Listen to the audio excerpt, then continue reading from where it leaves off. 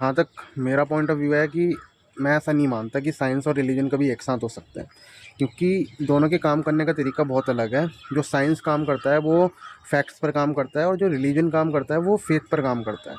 जैसे एग्जांपल के तौर पे कि मैं मानता हूँ कि जो कुत्ते की आवाज़ है वो कुछ ऐसी है,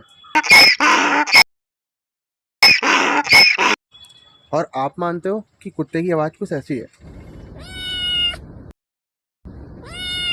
रियलिटी में क्या है, जो फैक्ट है वो ये है कि कुत्ते की आवाज़ कुछ ऐसी होती है। तो आपके मानने या ना मानने से कुछ नहीं होता, या मेरे या ना मानने से कुछ नहीं होता। मैं जो मानता हूँ, आप जो मानते हो, उससे कोई फ़र्क नहीं पड़ता। फैक्ट हमेशा वैसे ही रहेगा जैसे वो होता है।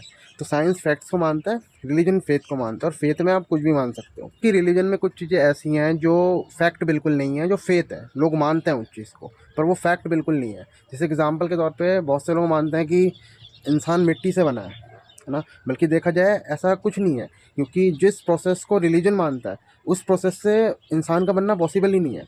वो उस प्रोसेस से खुद नहीं बना सकते इंसान, पर वो मानते हैं, उनका बिलीव है।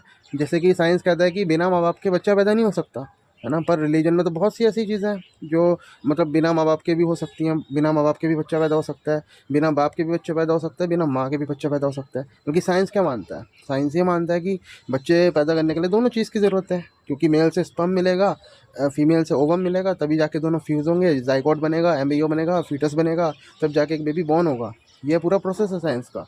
और हर कोई शायद इसी चीज़ से पैदा हुआ है ना, मतलब इसी प्रोसेस से पैदा हुआ है। मुझे नहीं लगता कि कोई आसमान से टपका हो। तो ये फैक्ट है, इसे आप डिनाई नहीं कर सकते। आप ये नहीं कह सकते कि मैं कुछ डिफरेंट तरीके से पैदा हुआ हूँ, है ना, मैं आसमान से टपका हूँ।